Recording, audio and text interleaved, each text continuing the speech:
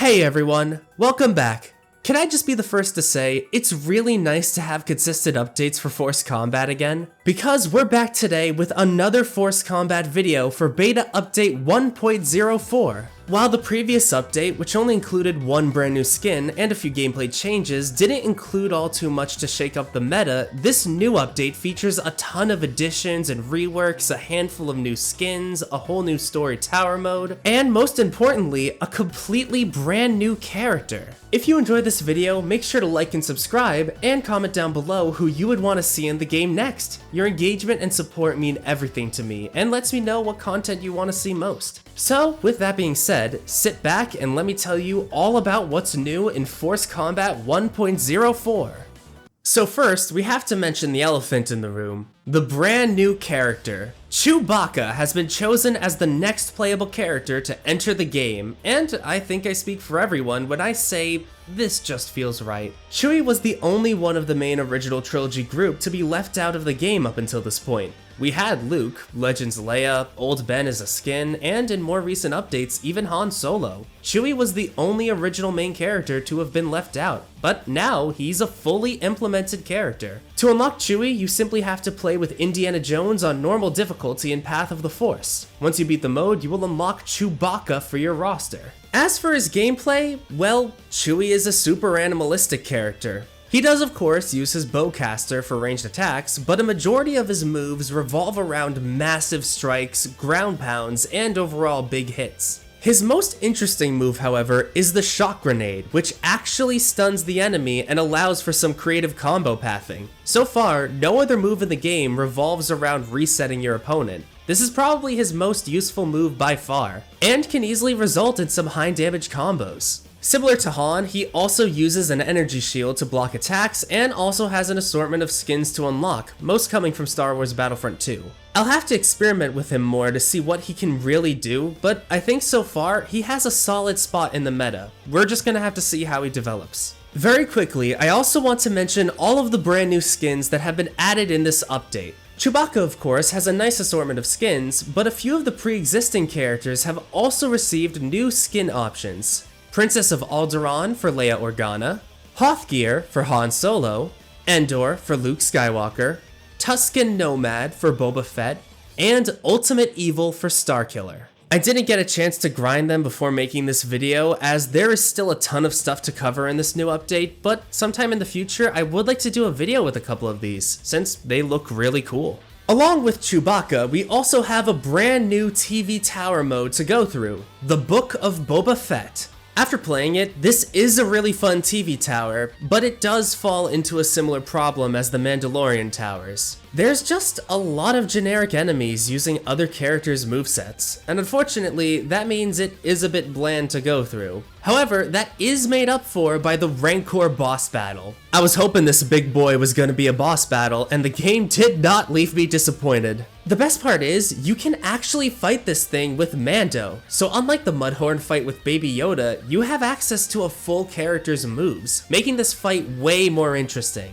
But I know we might all be a little anxious to play as Boba for a ton of movie tower missions, but thankfully, the missions aren't too bad, as thanks to a recent update, Boba got a bit of a rework, which leads me perfectly into the next part of the video. This new update to Force Combat is the first to introduce substantial buffs and nerfs to many different characters in the cast, as well as some new moves added to certain characters and even a few sizable reworks. To start things off, like I said before, Boba Fett has received a sizable rework to his basic attacks. If you remember in the previous versions, Boba used the same attack buttons as the Mandalorian. But unlike Mando, who has a ton of combo and zoning properties, Boba didn't really have a toolkit that could make up for his stubby basic attacks. However, in this new update, all of his buttons have been changed to include his gaffy stick featured in the Book of Boba Fett. This makes his basic attacks so much better than they used to be. He can now reach the opponent much easier and apply some much needed block pressure when he needs to, which used to be his biggest weakness. His special moves involving his blaster and rockets all stayed the same, with one new addition being the Gaffy Advance. Not only is this a solid combo ender, it's also really good for applying block pressure. Overall, these changes definitely make Boba feel way better than he used to be, and this is coming from someone who made a whole video on base Boba, and continuously struggled. Maybe I'll give him another shot in some online matches.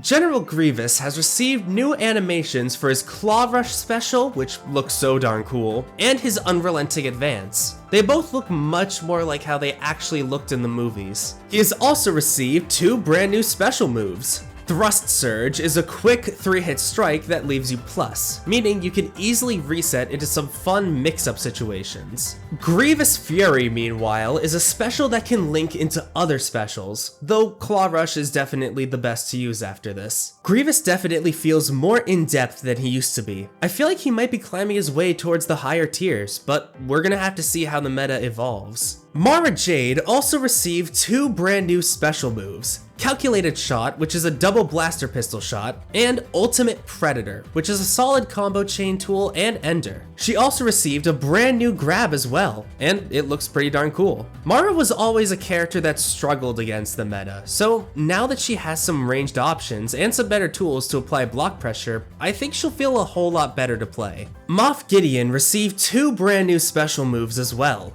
Remnant Vengeance is a solid combo ender from full or mid screen that ends with the enemy far away, though this is a bit broken in the corner. His other special, Calculated Shots, can leave him in an advantageous situation to go for a potential grab or low mix-up. While I don't think this makes Gideon a high tier, I do think this makes him substantially better than he used to be. He still doesn't have high combo damage, but he does have much better advantage than he used to have. Count Dooku has received a brand new grab, which, yes, does look very cool. And keeping in line with the others, also received 2 brand new special moves. Master of Makashi is a combo chain ender that ends in a launch, but unfortunately no ground bounce, so no combo chains. His second special, however, basically reinvents his character. Flawless Riposte has him lurch forward and stab into the enemy. This special can be comboed into any of his other specials, meaning his combo game has opened up quite a bit. You could also try to do normal moves out of the stab, but trying to loop it for an infinite just has the combo break and leave you open for counterattacks. Dooku also received a small change to his forward dash, which now has this unique animation.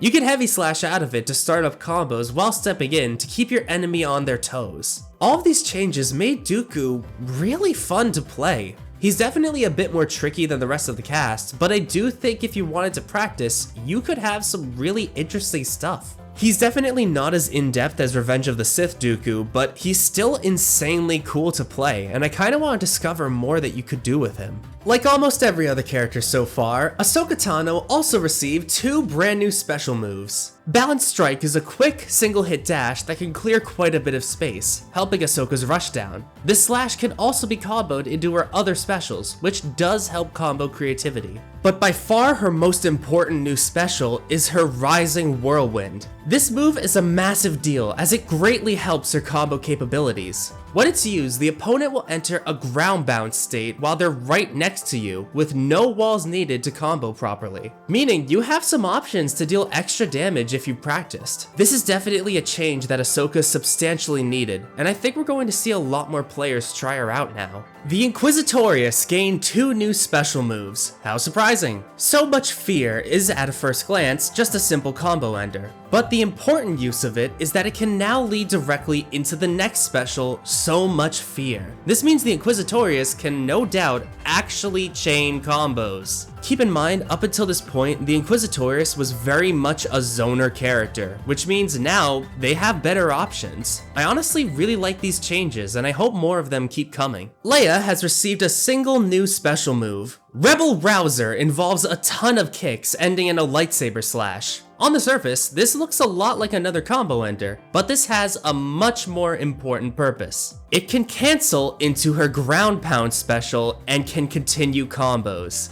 Leia, since the very first build, has struggled to get combo damage. She is now 10 times better than she used to be, and even though this is only one new special, it is a significant one for sure. Kyle Katarn has also received a brand new special move. Just a Guy with a Lightsaber is a great new combo tool, especially in the corner. Most of Kyle's old combos resulted in basic attack string into special move, so having a new option to extend his combos will help him out immensely. But he also received a new grab as well. looks pretty cool. Starkiller has been hit with a heavy amount of nerfs that unfortunately push him out of being the definitive S-tier character. First up, Starkiller's light slashes have both been increased in frames from 20 to 25 frames each. His heavy slashes damage have been decreased from 50 to 45 and 55 to 50 respectively. The heavy slashes meter gain have also been decreased from 20% to 15%. His sliding saber strike is now a true launcher, which removes his infinite, but thankfully has been buffed to be easily cancelable into his Blades of Fury special. And finally, sliding saber strike and Blades of Fury's meter gain have been decreased from 10% to 7% per hit to remove infinites. I know this sounds like Starkiller is now effectively useless, but trust me, he is still mad good. His ridiculous combo damage is now gone unfortunately, but he is nowhere near being anything below an A tier. He's still got incredible zoning, great damage, great buttons, and his combo game is still quite strong. If you still want to play him, you totally can. You just can't get the easy wins like you used to. I sure know he's gonna still be my main. Obi-Wan Kenobi received a brand new grab. I like the animation. And Rey has also received a brand new grab as well. Way more fitting.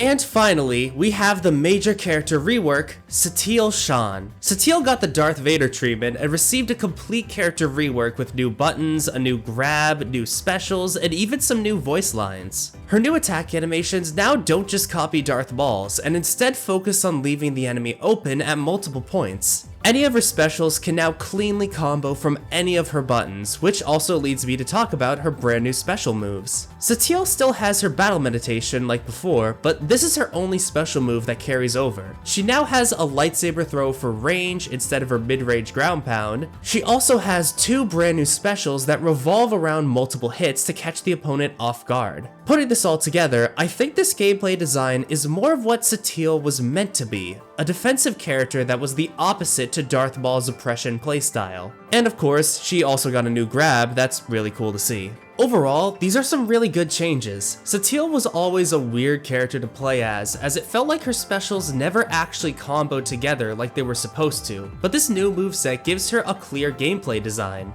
Defense and mindfulness over aggression.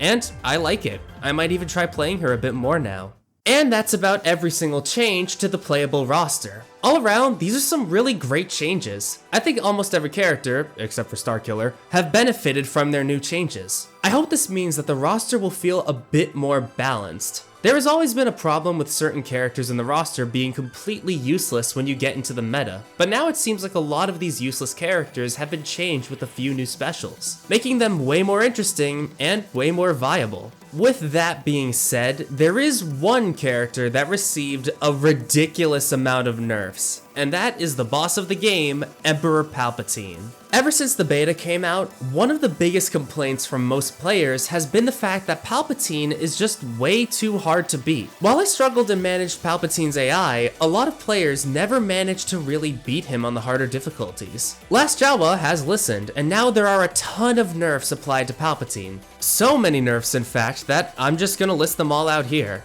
Emperor Palpatine's boss health has been reduced from 2000 to 1800. Palpatine's lightning lift vertical projectile damage has been reduced from 90 to 80. Palpatine's force lightning horizontal projectiles damage has been reduced from 70 to 60. Palpatine's standing light attack damage has been reduced from 30 to 25. Palpatine's standing heavy 1 attack has been reduced from 55 to 45. Palpatine's standing heavy 2 damage has been reduced from 55 to 45. Palpatine's jumping light attack damage has been reduced from 30 to 25. Palpatine's jumping heavy attack damage has been reduced from 80 to 70. And finally, all of Emperor Palpatine's standard lightning attack hitboxes have been reduced by 30%. Players can now rejoice. The biggest hurdle for unlocking new content has now been nerfed into the ground. Now, of course, he's not exactly a pushover, as he still is a tough boss battle on the higher difficulties, but he is no longer the insanely hard boss battle that he was before. Unlocking characters and skins will be much easier in the future, though a part of me does wish that there is a way to fight the harder Palpatine boss. I kinda miss it. And that is about every new character, skin, change, buff, and nerf in Force Combat 1.04. I've gotta say, Jawa outdid himself with this update. There are legitimately so many changes compared to the last update, and a ton of new content to explore. I'm really happy that a lot of lacking characters have been given brand new moves. It's gonna be a bit before we see how much better some characters are compared to others, but having more options is always a good thing. Thanks again to LastJawa for early access to the build to make this video. Remember to like, subscribe, and comment down below who you all would like to see in the game most. Thank you all so much for watching. I'll see you all later. Bye bye!